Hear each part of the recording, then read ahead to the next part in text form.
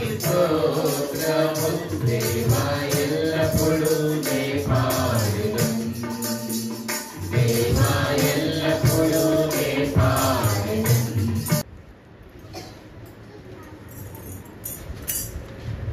34వ కీర్తన.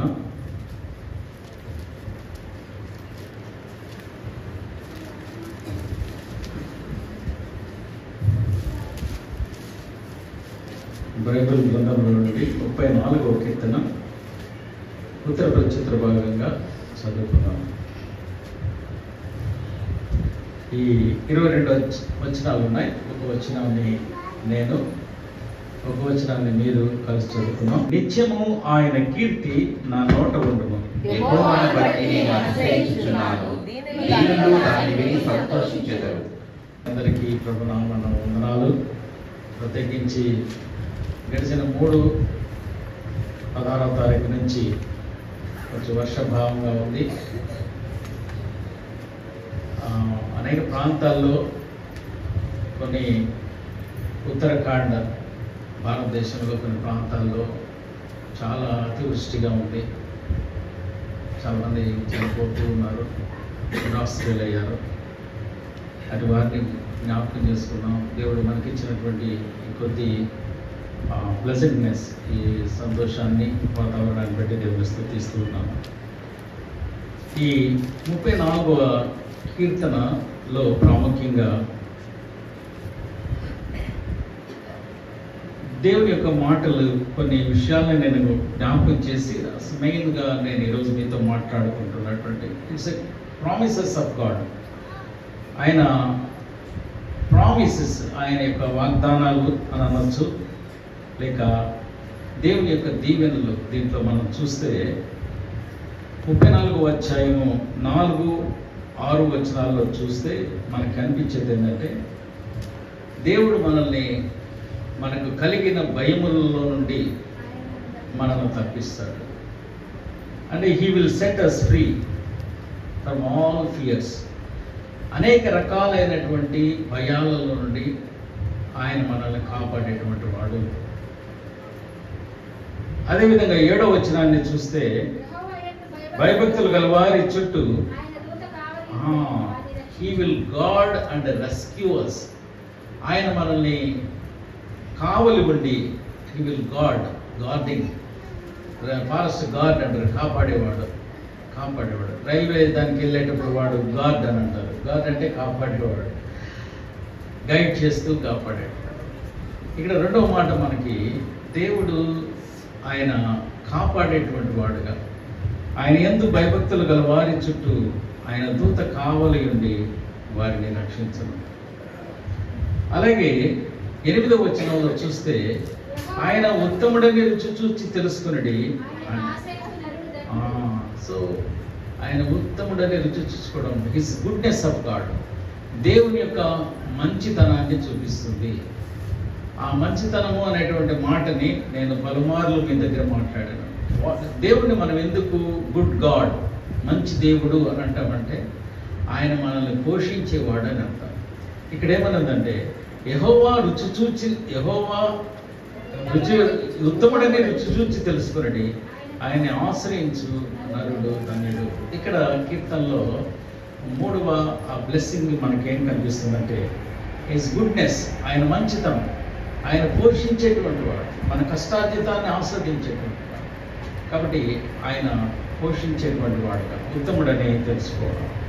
తర్వాత బైబిల్లో అదే వచనంలో 9వ వచనంలో చూస్తే, యెహోవా భక్తులారా ఆయన యందు భయభక్తులు ఉంచుడి, ఆయన యందు భయభక్తులు ఉంచు వారికి ఏమీ కొదువలేదు.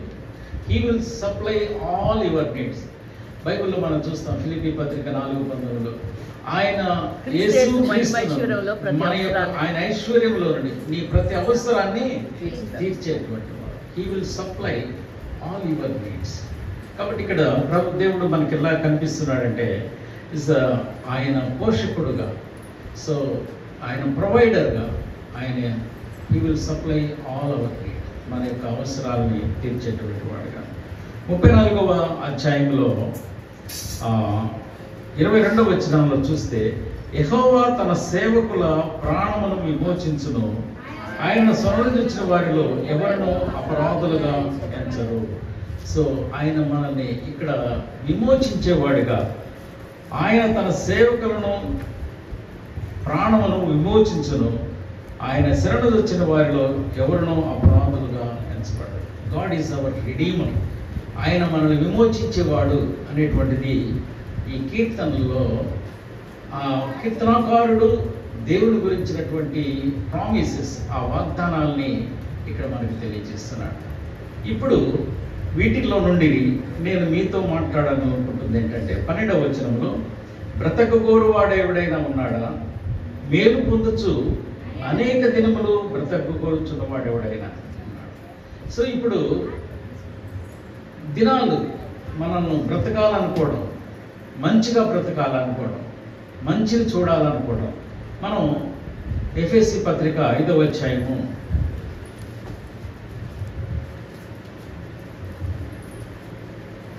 ఎఫెసీ పత్రిక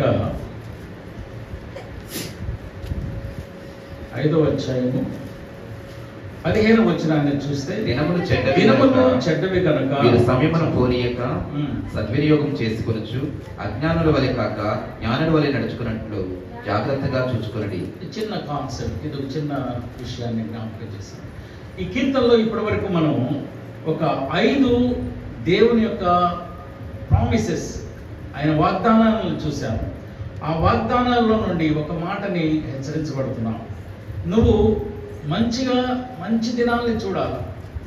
ఈరోజు అపొస్తలుడైన పౌలు ఏం చెప్తున్నాడంటే, దినములు చెడ్డవి కనుక. సో దినాలు చెడ్డగా ఉన్నాయి అందరికీ కూడా. ఇప్పుడు ఎట్టున్నాయంటే, ఎవరిని గదిలించి అబ్బో అప్పుడు రోజులు వేరే, ఇప్పుడు రోజులు వేరే అంటే రోజులు, సూర్యుడు అట్టే ఉన్నాడు, వాతావరణం అలాగే ఉంది, కానీ మారుతుంది, తరం మారింది, మనుషులు మారారు.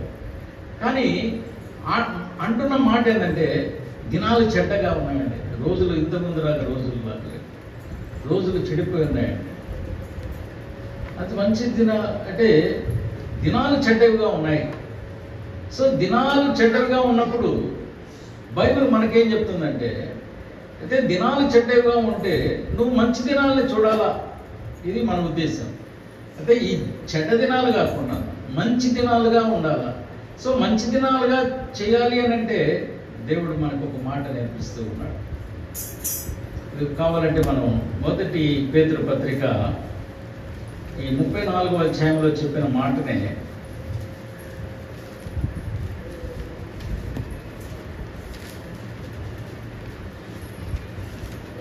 3వ అధ్యాయంలో 10వ వచనంలో, జీవమును ప్రేమించి మంచి దినములను చూడగోడువాడు చెడ్డదానిని తన నాలుకను కపటపు మాటలు పెదవులను అతడు కీడు నుండి తొలగి మేలు చేయవలెను, సమాధానం వెతుకుతానికి వెంటాడవలెను. ప్రభు కన్నులు నీతిమంతుల మీదను, ఆయన చెవులు వారి ప్రార్థన వైపున ఉన్నవి, కానీ ప్రభువు ముఖము కీడు చేయ వారికి విరోధంగా. ఇప్పుడు ఏమనుకుంటున్నాం, చెడ్డ దినాలుగా ఉన్నాయి. ఈ చెడ్డ దినాల్లో నుంచి నువ్వు మంచి దినాలని చూడాలి. మంచి దినాలను చూడడం అనేది మన చేతుల్లో ఉంది అని అంటున్నాడు.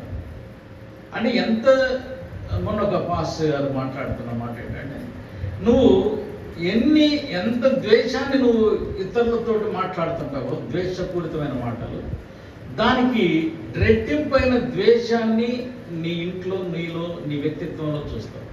అంటే రివర్స్. ఇక్కడ దేవుడు అని నేను చెప్పను, ప్రకృతి మనకి ఇచ్చేస్తుంది. నువ్వు ఎంత ప్రేమను ఇతరులకు పంచుతుంటావో అంత ప్రేమను నువ్వు అనుభవిస్తుంటావు.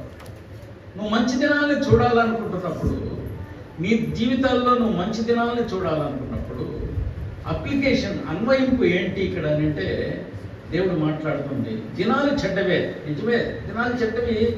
అయితే ఈ చెడ్డ దినాల్లో నుంచి నువ్వేం చేయాలా, మంచి దినాల్లోకి రావాలి. మంచి దినాల్ని నువ్వు అపేక్షిస్తున్నావు, నువ్వు చూడాలనుకుంటున్నావు. నువ్వు మంచి దినాలని చూడాలనుకుంటున్నప్పుడు జీవమును ప్రేమించి మంచి దినాలు చూడాలనుకుంటున్నావా?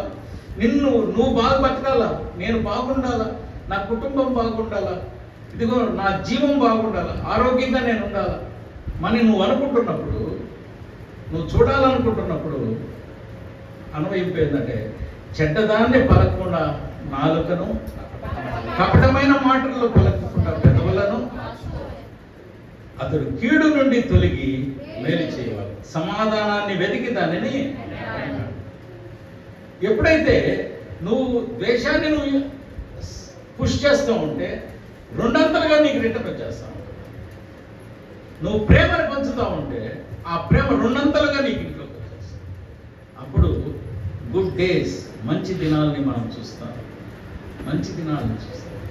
మన మాటలు, మన వైఖరి విషయంలో ఈరోజు మొత్తం పరిస్థితి ఎట్టుందంటే చెడ్డ దినాలన్నీ చెడిపోయినాయండి అని అంటున్నాను. ఇదిగో వాగ్దానం చేస్తున్న దేవుడు నీకు కలిగిన భయములన్నింటిలో నుంచి ఆయన నిన్ను కాపాడుతానంటున్నాడు. ఆయన హీ విల్ గాడ్ యూ. ఇదిగో నీకు నేను దూతల చేత నేను కావలి ఉంటున్నాను అంటున్నాడు. ఇదిగో నీకు ఆహారాన్ని లేమి లేకుండా చేస్తానంటున్నాడు. అదేవిధంగా నీ ప్రతి అవసరాన్ని ఐ విల్ సప్లై అని చెప్తూ ఉన్నాడు. ఇదిగో నిన్ను నేను విమోచిస్తానని సెలవిస్తున్నాడు.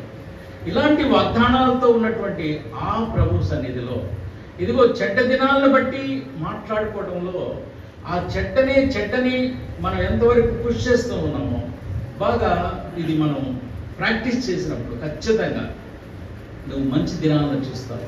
ఈరోజు నేను మంచి దినాలను చూడటం లేదండి, నా చుట్టూ చెడ్డ దినాలనే చూస్తున్నానంటే దేవుడు మనకి పరిశుద్ధాత్మ దేవుడు చూపిస్తున్నాడు. మనకు ఎగ్జాంపుల్ మా ఒకరు నాకు అందించారు మాకు ఒక ఎగ్జాంపుల్ దీంట్లో. ఎట్లా అంటే మన చుట్టూ నీకు ఎండలు బాగా కాస్తున్నాయి, కానీ నువ్వు ఏసీ రూమ్లో ఉన్నావు అనుకో, ఎంత ఎండ అయినా కూడా నీకేం చల్లగానే అనిపిస్తుంది. అంటే ఇప్పుడు చుట్టూ వాతావరణము చెడ్డ దినాలుగా ఉన్నాయి.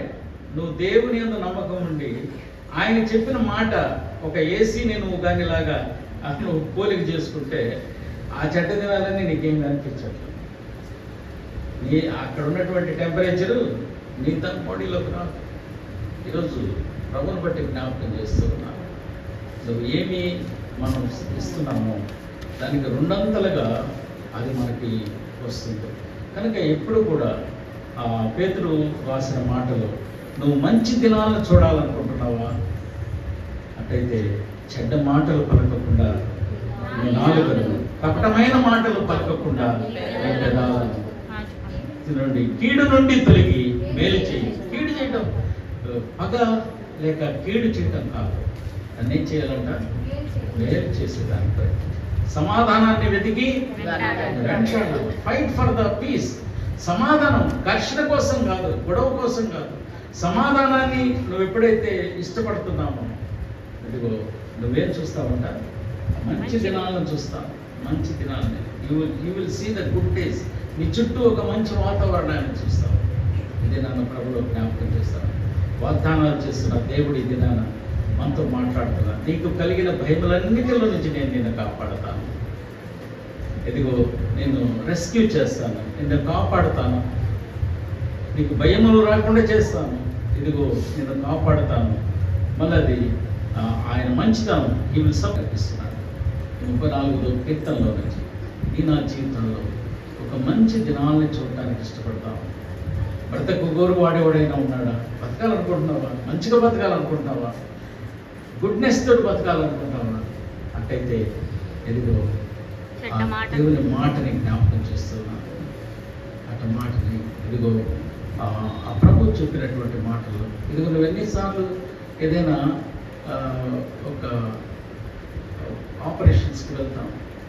ఆపరేషన్స్కి వెళ్ళినప్పుడు వాడి ముందంతా డయాగ్నోసిస్ చేసేయడం, ఆ బాడీని అంతా ఒకరోజు డాక్టర్స్ తమ హ్యాండ్ అవుట్లో పెట్టుకుంటారు లేదా, ఎనిమా ఇప్పించేస్తారు, ఆహారం పెట్టరు, వాళ్ళని ఒక టీం ఒక system related then they will operate. ఆ తర్వాత ఆపరేషన్ చేస్తారు. అంతేగాని నేను ఎత్తుకొచ్చి పెట్టారు. ఇప్పుడు దేవుల్లో కూడా నువ్వు ఎప్పుడైతే ఒక సెటప్లోకి వచ్చేస్తున్నావో he will give the good days. ఆ ప్రేయర్ఫుల్ లైఫ్లోకి నువ్వు ఎప్పుడైతే వస్తున్నావు, you can make it practice, diagnosis yourself. ఎప్పుడైతే పరీక్షించుకొని ఆ యొక్క విధానంలోనికి మనం వచ్చేసినప్పుడు మనం ఖచ్చితంగా మంచి దినాలను చూస్తాం. అట్టి మంచి దినాలతోటి, మంచి కుటుంబంతో, మంచి సహవాసంతో ఇదిగో జీవితకాలం బ్రతకాలనుకున్నాం. దేవుడు మనకిచ్చిన ఆయుష్ కాలం అంతటిలో దీవెనకరమైన దినాలతో ముందుకు సాగిపోతాము. మనం పైకి లేచి నిలబడి దేవుని స్తుతిద్దాం.